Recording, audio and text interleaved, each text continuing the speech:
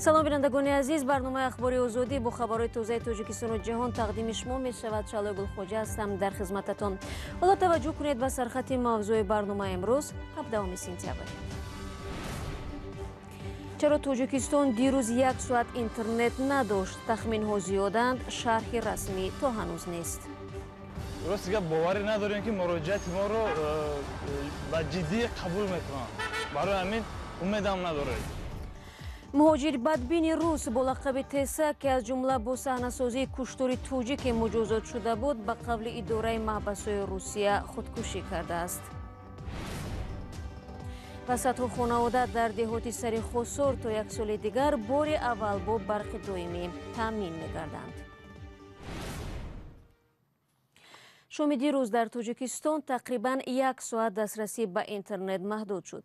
бисёре аз корбарони шабакаҳои иҷтимоӣ гуфтанд наметавонистанд вориди тури ҷаҳонӣ шаванд. ҳамин гуна баъзеҳо шикоят намуданд ки барои муддате гуфтугӯ тавассути телефон низ номумкин гардид. ҳеҷ яке аз ширкатҳои провайдерӣ то ҳол ба таври расмӣ вазъияти пешомадаро тавзеҳ надоданд. муллораҷаб Юсуфӣ ва Амриддин Олимов талош карданд сабаби хомӯш шудани интернетро аз ширкатҳои мобилӣ бифаҳманд, зеро аксарияти муштариён дар Тоҷикистон аз интернети онҳо истифода мебаранд. مسئولان شرکت‌های موبیلی تاجیکستان در شرح قطع شدن دسترسی به اینترنت در شب گذشته گفتند این مشکل به آنها وابسته نبود. حداقل نمایندگان 3 شرکت موبیلی تاجیکستان که ما با آنها تماس گرفتیم در صحبت‌های بدون میکروفون گفتند در حقیقت قطع شدن اینترنت وجود داشت و این با سبب‌های تکنیکی بود که از آنها وابسته نبود. نمایندگان شرکت‌های موبیلی نمی‌خواهند رسما در این مورد اظهار نظر کنند چون می‌ترسند که برایشان مشکل ایجاد می‌شود. از 4 شرکت موبیلی تاجیکستان یگان شرکت در سامانه‌های رسمی خود در این مورد یگان خبری پخش نکرده است و از استفاده برندگان نیز عذر نپرسیدند.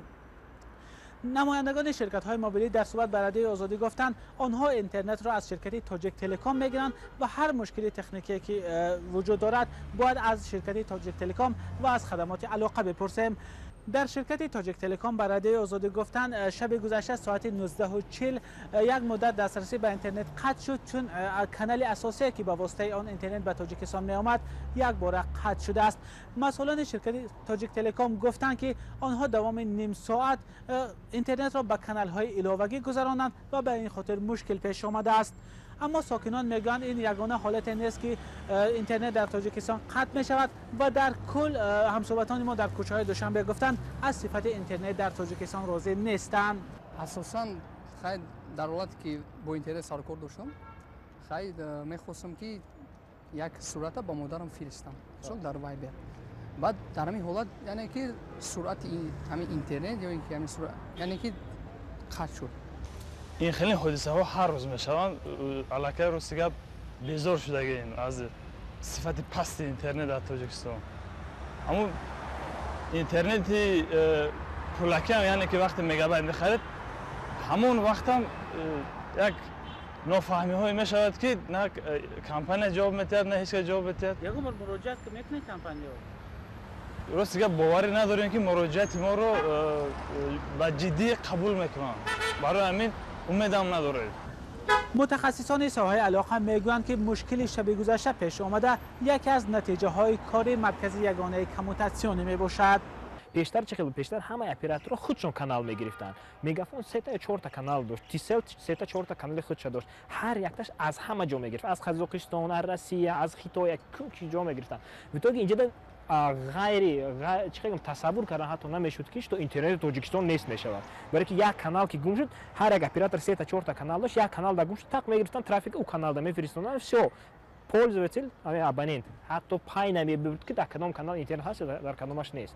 در تاجیکستان بعد از سال 2018 تنها شرکت تاجیک تلکام حق آوردن اینترنت را دارد و دیگر شرکت ها از تاجیک تلکام اینترنت را میگیرند و با مشتریان خود تقسیم میکنند. تاجیک تلکام یک شرکت زیرتابع خدمات علاقه می باشد. مولارجب یوسفی، امرالدین عالموف، آزادی دوشنبه.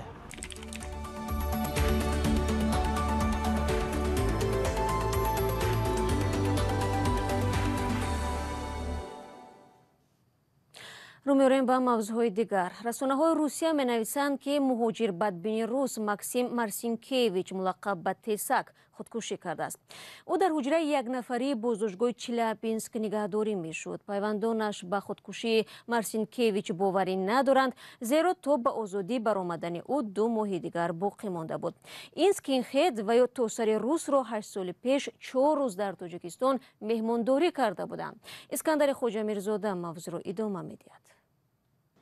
جسد مکسیم مارسینکیویچ معروف با لقب تسک را از حجره یک نفری بازداشتگاه رقم 3 شهر چلیابینسک صبح 16 سپتامبر پیدا کردند. طبق معلومات پیشکی مارسینکیویچ پیش از مرگش نامه نوشته است. وکیل مدافع و پیوندان این ملتگرای روس به خودکشی او شبهه دارند. مارسینکیویچ باید به حیث شاهد در یک محاکمه دادگاهی دیگر در شهر مسکو اشتراک میکرد. در آخر ماه دکبر سال 2018 دادگاه بابوشکینسکی در مسکو مارسینکیویچ را در پرونده حمله به آدمان با بهانه مبارزه با قاچاق مواد مخدر به 10 سال زندان محکوم کرد. در ماه اکتبر سال 2019 دادگاه شهر سیکتیوکر حکم او را با بیکار کردن اتهام برانگیختن کینه و عداوت سبک نموده 9 سال از حکم او را کم کرد. این قومگرای روس در گذشته برای سحنسازی قتل یک مهاجر تاجیک زندانی شده بود. بعد از آن در سال 2012 یک سازمان با نام مرکز ایمیج سازی برای تاجیکستان او را برای شناسایی با حیات مردم و تاریخ این کشور به تاجیکستان دعوت کرده بود، ولی تسک پس از بازگشتش به مسکو تأثیرات خود از تاجیکستان را در رادیوی اینترنتیش نقل کرد. او به جای ترغیب مهمان نوازی و مهربانی های تاجیکان برعکس در نوشته ها و گفته هایش آنها را به رشته تمسخر کشیده بود. بینندگان عزیز، در ادامه برنامه اویدی آن صحبت میکنیم که پیشنهادی با تکرار سازمان جهانی پول درباره برهم دادن 2 بانک مشکلزا توجیک صادرات بانک و اگرو اینوست بانک چی معنی دارد و گزارش خواهیم داشت از جنوب تاجیکستان که ساکنان دهاتش منتظر تا به آنها رسیدن خط برق هستند. ولی پیش از آن آگاهی درباره راههای تماس با رادیو آزادی پیشکشتان میکردد.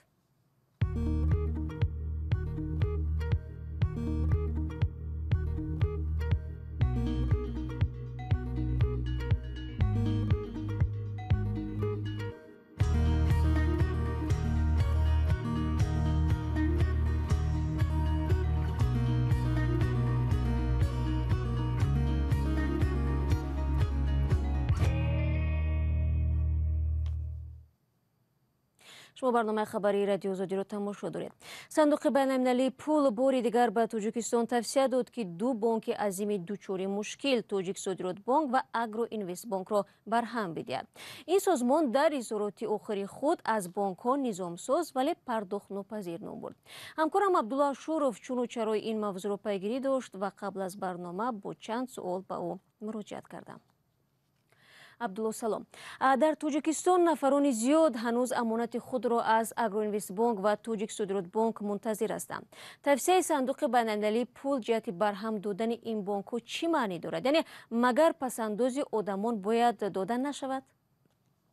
سلام شاءالله. توصیه صندوق بین‌المللی پول به معنای نیست که پسنداز امانتگزاران پرداخت نشود. برعکس، وقتی این سازمان برهم دادن فعالیت این 2 بانک را توصیه می‌دهد، به آن معنی است که هنگام برهمدهی فروش اموال و ترکه دارایی ها نخست پسنداز مردم داده شود. این یک تجربه معمول در جهان است که در صورت برهم خوردن بانک ها مسئولیت داد و گرفت مشتریان بانک مفلس شده را بانک دیگر میخرد و یا از فروش اموال بانک پول پسندازها برگردانیده می شود. البته توصیه های صندوق بین‌المللی پول به تاجیکستان با نظرداشت این است.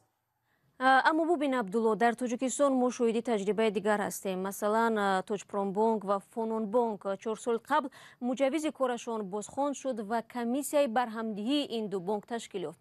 ولی تا هنوز 10 نفری هستند که از این 2 بانک نتوانستند پولهای خود را بازپس بگیرند. بله شاءالله، واقعا هم درست قید کردی. جریان برهمدهی این 2 بانک خیلی طول میکشد. مشتریان سالها باز پسنداز خود را راننده نمیتوانند. طور رئیس بانک ملی تاجیکستان نور محمدزاده در ماه ایول در یک نشست خبری اظهار داشت مشکل در آن است که اموال و یا بیناهای متعلق به این 2 بانک با نرخ واقعی به فروش نمی روند. یعنی در بازار با آن نرخی که بانک برای اموالش میخواهد کسی آن را نمیخرد. امانتگزاران پول میخواهند نه بینا. خب پس چرا سازمان بین‌المللی پول این نکته را به نظر نمیگیرد؟ کارشناسان و تحلیلگرانی که در این رابطه همراهشان صحبت داشتیم گفتند در شرایط تاجیکستان توصیه‌های صندوق بین‌المللی پول قابل قبول نیست. در صورت برهم خوردن این بانک‌ها شانس آدمان برای گرفتن پس‌اندازهایشان که سالها زحمت کشیدند ناچیز می‌شود. حالا به هر حال مأموریت این دو بانک یعنی اگروینوست بانک و تاجیک صادرات بانک هر ماه قسما یک مقدار پول پسندازداران را برمیگردانند. از سوی دیگر حالا اکثریت سهمیه‌های این بانک در دست دولت است. در صورت برهمخوری مسئولیت بازگردانی پسندازها باز هم بر دوش دولت میافتد و در این وضعیت حکومت نمیتواند از بودجه پول ایلاوگی برای حل مشکل این دو بانک جدا کند. اما صندوق بین‌المللی پول بار دوم است که این توصیه را به تاجیکستان میدهد. حکومت تاجیکستان تلاش دارد از این سازمان تا 500 میلیون دلار قرض امتیازات بگیرد. از این رو کارشناسانی که در این بابت با رادیو آزادی صحبت کردند میگویند تا تاجیکستان این توصیه صندوق بین‌المللی پول را اجرا نکند به گمان است که از این سازمان قرض گرفته تواند.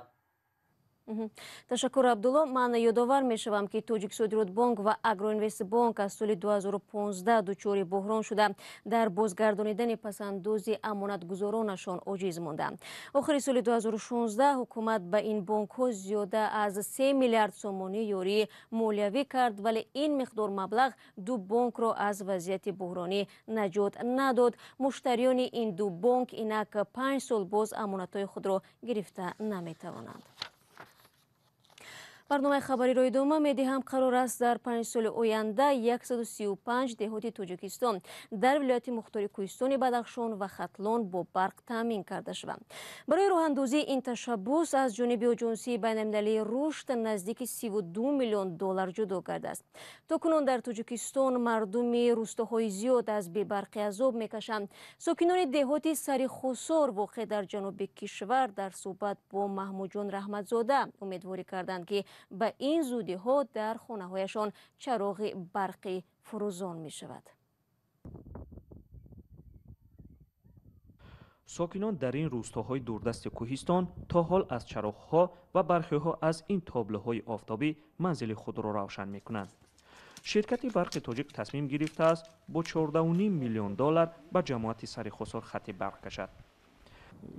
شو موضوع دشوارگذار ساختن خط برقی مشکلی خیلی داره رای سیلو ممکن تو سالهای آینده را همین خط برقی اگر تو ملکانی را خط برقی 10 کیلووات ما بسازیم یک 15-16 دهه اساسا همین دههایی که 10 15 تا 30-40 خوجگی را دارن همش نیروی خوب خط برق دارن خیلی اصلا همین خیلن پرامیو با برق تامین می شوند. سرخوسار در 200 کیلومتری جنوب و شرق شهر دوشنبه در حدود ناحیه بلجوان جایگیر است. زمان شوروی بیشتری ساکنان این دهات را به دیگر ناحیه‌ها مهاجر کرده بودند. با پاشخوری ساخت پیشین دوباره مردم به وطن اجدادی خود رفتند. دولت تاجیکستان به خاطر رشد جهانگردی در چند سال پیش این منطقه کوهستانی را موضع سیاحی اعلام کرده بود. از 29 دهه این جماعت نصفش به خط برق پیوست نیست. ساکنان از حساب خود نیروگاه‌های خرد آبی ساختند ولی میگویند کار آنها موسمی است و تا هنوز از نبود برق تنقیصی میکشند. و حنیف اتمر سرپرست وزارت امور خارجه افغانستان امروز با سفر 2 روزه وارد دوشنبه شده است. این مقامدار را رئیسان چند ولایت، نمایندگان پارلمان و مقامات دیگر دولتی افغانستان همراهی میکنند.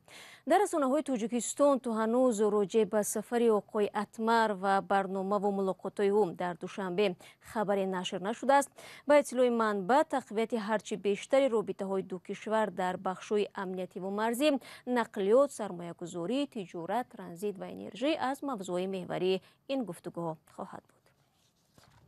15 دقیقه که در اختیار داشتیم به پایان میرسد. اخبار از این بیشتر را در سامانه رادیو آزادی زیر نشانی www.azadi.org بینندگان عزیز بخوانید. نوارهای روز چون همیشه در صفحه آزادی ویدیو در یوتیوب گذاشته می شود. فراموش نکنید که فردا هم شما را صبح بر وقت در نوید بامدادی با خبرهای نو و تازه منتظر خواهم بود. تا آن دم خدا نگهداری هر یک شما.